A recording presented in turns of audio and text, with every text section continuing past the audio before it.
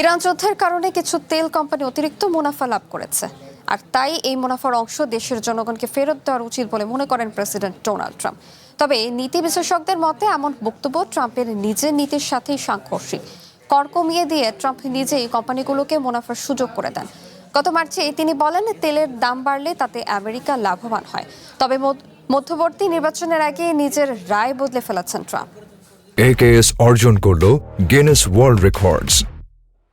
AKS They made too much money. Too much money.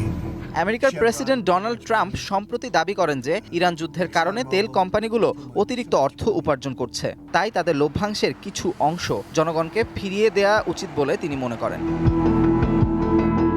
Iran ও আমেরিকার যুদ্ধ শুরুর পর 3 মাসে 8টি বড় তেল কোম্পানি মিলে $90 বিলিয়ন বেশি মুনাফা করেছে। এর মধ্যে আমেরিকান তেল কোম্পানি শেভরনের আয় প্রায় 400% বেড়ে $12 বিলিয়ন দাঁড়িয়েছে। একই সময় আরেক কোম্পানি এক্সন মোবিলের লাভ দ্বিগুণেরও বেশি বেড়ে $14.5 বিলিয়ন পৌঁছে।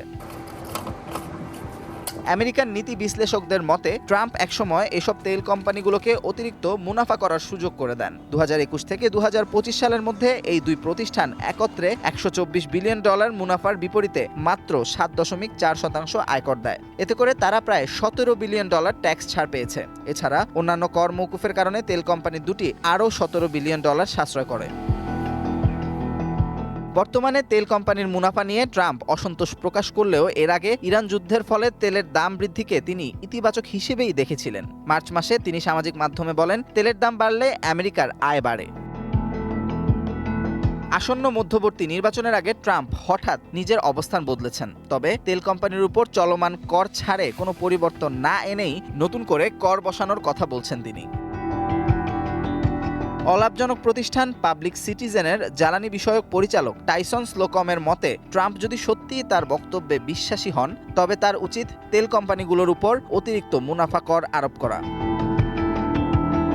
Amanur Rahman, one international desk.